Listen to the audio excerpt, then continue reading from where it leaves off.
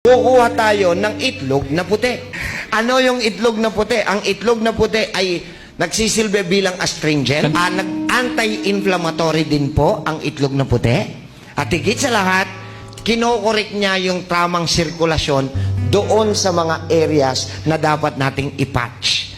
So, paano gagawin itong mask na to? Eye mask. Kumuha po kayo ng 2 teaspoon. Ano yun? 2 kutsarita. O, yun yung medyo nagkakamali, ha? Ang tablespoon, kutsara. Ang teaspoon, kutsarita.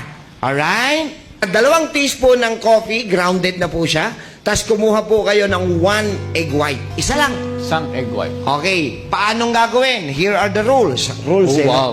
Okay. Procedure. Pagsamahin po natin yung 2 teaspoon sa isang bowl at yung puti ng itlog. Batihin ng itlog. Hanggang maging fluffy na siya.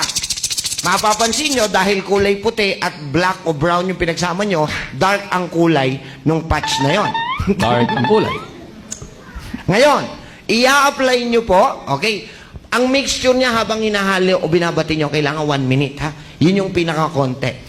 Okay, pag hindi pa siya masyadong floppy, tuloy nyo lang po ang pagbabate. So pagkatapos po, kumuha kayo ng brush o kung malinis ang daliri, kumuha at Hindi.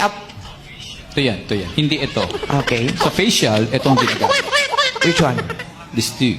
Alright. Kuha kayo or kung merong brush, kuha, i-apply sa ilalim. At pataas Ayan. ang pagpahid. Pataas ang pagpahid, hindi pa ganoon. Pag pa ganoon, lalong luluwa. Lalong. Oo. So pataas. So yung stroke niya pataas. Yan. Tapos, ang lalagyan po, makinig maigi, ito na yung pinaka-critical area. Hindi po lalagyan ng talukap. Around, Dito lang. ayan, around the eye. Yes. Gawin niyo po yan, ibabad po ng 30 minutes. Pagkatapos ibabad ng 30 minutes, kumuha po kayo ng hot towel, pampahid. Pagkatapos pong kumuha ng hot towel, kailangan naman natin ng malamig na towel. Malamig. Compress. Yes. Compress. Cold compress. Cold compress. Gawin niyo po ito daily for 14 days and you will see instant result.